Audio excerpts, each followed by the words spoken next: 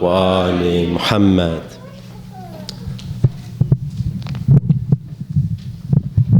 Merci beaucoup. Bismillah ar-Rahman ar-Rahim. Assalamu alaikum.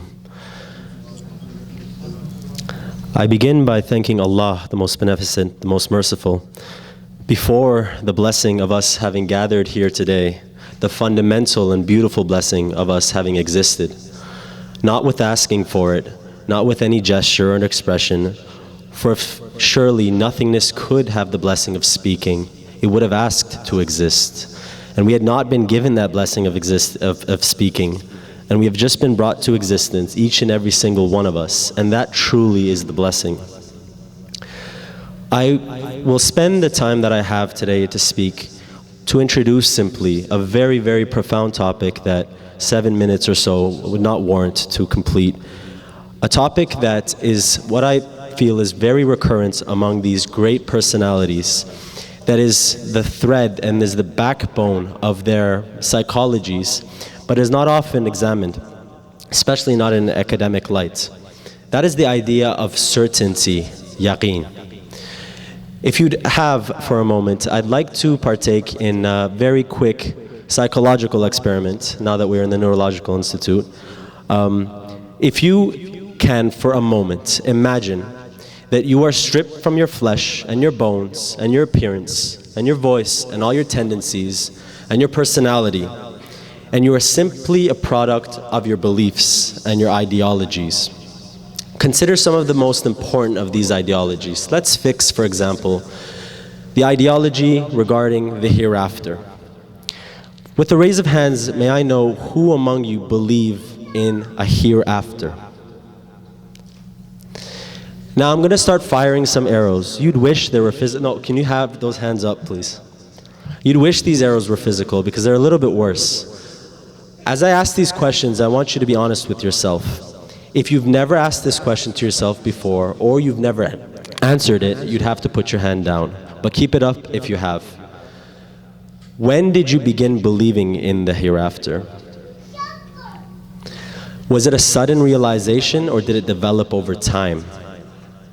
Was it something influenced by society, by familial contexts? Was there a bias involved in your belief? Have you considered the other side? Have you considered someone that has the opposite view as yours? Have you thought for a moment that they could be just as certain as you are and have just as much of a firmness of belief as you? Finally, how certain are you in this belief? It's interesting to see as a result. In my opinion and in my experience, the ideologies themselves find themselves spread across every single human being, such that if I reduced you to your ideologies, you'd be just as unique as if I considered you by your fingertips and your finger marks. Because while we share many ideologies, human beings as a race, we have so many distinct ideologies that one human would be different from another immediately. Yet the questions regarding your ideologies, of how certain you are, those, ironically, unify all of us. We seem, all of us, indifferent towards what makes us believe in something, what allows us to be certain in something, how do I achieve certainty, and how will I face these questions when the time comes to answer them. And most specifically, that time is death. And as much as I can speak about these questions, you can ask yourself, it really wouldn't help myself nor you, and death truly would be the most powerful manifestation of these questions. So for the moments that I can, I wish to embark on an introduction to this idea of certainty so that we can use it and accuse ourselves before death accuses us. Certainty, in my opinion, we could summarize it in three lights, in three dimensions. Number one, what does it mean to be certain? Number two, why is it important to be certain? Can't I just have an ideology and adorn it and continue to have it and be firm? And then when death comes, I'll face the questions that involve it. But you know, death won't last that long. I'll see whether or not I was right.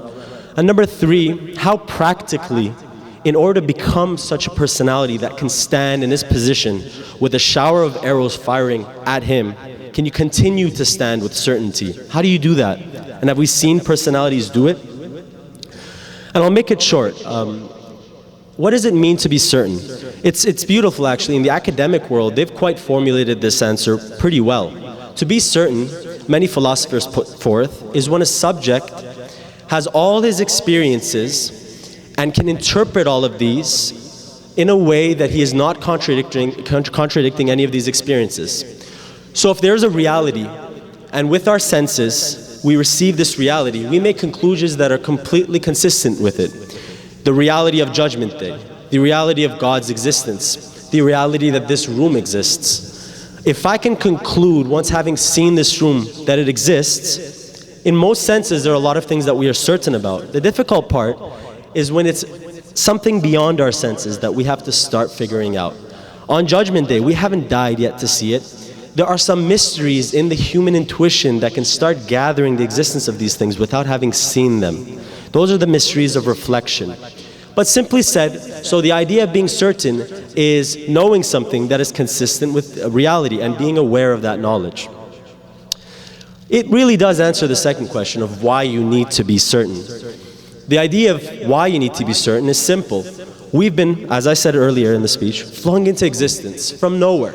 We had nothing we knew, we had zero data points, zero information, and now all we have is some amount of time as we see our brothers and sisters constantly pass away, they go and come, and our time is soon. And so the best we can do is try to conclude something in a way that a baby does when he's flung into existence. He's gathering for air or anything, some sort of support that would allow us to see that something has structure. If we don't do that, if we're deceiving ourselves, if we're allowing for ourselves to have some sort of belief that I'm 50% sure about, you're deceiving yourself. And simply said, that's not practical. It's not practical to assume something that isn't real. For example, if I assumed for a chance that there is another world after this, then perhaps and if there really isn't, perhaps I'm not living my life correctly. Perhaps I should go by the YOLO standard when it's not actually the case. So in a way, you are deceiving yourself. And it's, I guess, the worst abuse. Forget about the abuse of others. I think the worst injustice is the injustice of yourself on deceiving yourself. The important question now is, it's all a lead up to this, how do you achieve certainty? It's interesting, as I said, in the academic world, they've very well formulated these things. They talk about certainty in the sense of a machine gaining certainty. And the best thing you can do is two things. To widen your experience, your encounter with reality, so that the more things you see, the better that your perception is of reality and the better conclusions you can make. That involves reading, dialogue, travel, but the tougher part is the subject and how you take these realities. And that involves something called purity. And even in the sciences they call it by this, purity. How you can purify your perception is a mystery that Imam Khomeini, may Allah bless him, he said it simply. He said the soul is like an infant. It has to be spoon-fed, spoon by realities. He was referring particularly to salat, but it has to be fed, for it forgets and it doesn't know how to eat. And that act of purification is really, I would say, the difference between someone who dies with certainty and someone who doesn't. And on that note, we consider a figure, Sa'id ibn Abdullah al-Hanafi, who exemplified exactly that. If I could find one word, it would be yaqeen. He was one of the Kufans at that time, not the Kufans that dissuaded, but the Kufans that were sending messages back and forth, as Brother Yusuf was mentioning, from Muslim ibn Aqil to Imam Hussein. By the time he reached Imam Hussein, he was bound to him basically. He was bound to him from his caravan, and they traveled to Karbala. And when they reached there, as the 10 days unfolded and as they fought and as they got thirstier and hungrier, apparently, and it must be the case, questions were asked for themselves, and many of them, as you saw, the raise of hands was getting less and less, were filtered. He remained by his side. And on the last night, with Imam Hussein, he knew that the next day would mark the death of everybody. They were after him and his death. So he told his companions, he said, this is your chance. He says, "O people, we, the family of the Prophet, are not people of deception or trickery. I'm telling you now, and if you stay tomorrow, you will die. So if anyone can, in the shade of the night, go, I give permission to them." Sa'id ibn Abdullah al-Hanafi expressed himself tearfully, saying, "By God, I will not abandon you until I prove that I have preserved and protected the sanctity of the Prophet, peace be upon him, in his absence.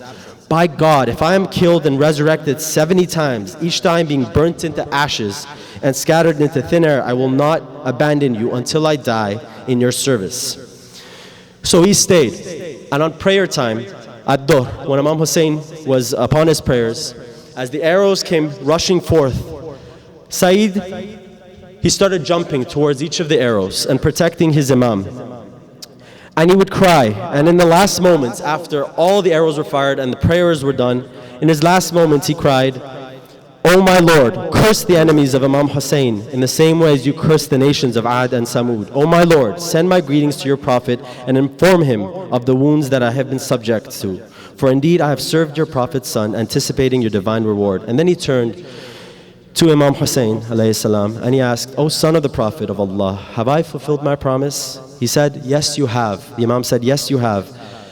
And then he died smiling. And the idea of being certain, in my opinion, it's a very appropriate season for this autumn. As I take one lesson from autumn, it is a beautiful season, but it has a bittersweet reminder that death reveals all colors. And as the leaves start changing colors from all of them being green, you see a spectrum of colors. And when death hits, our certainties will start dispersing into spectra. Some of us will die very uncertain, in panic, in shock, in fear. And some of us will die with a smile and certainty. And that, I think, is the goal of existence, to die with a smile and to be certain. And he really exemplified that well, Sayyid ibn Abdullah. Thank you.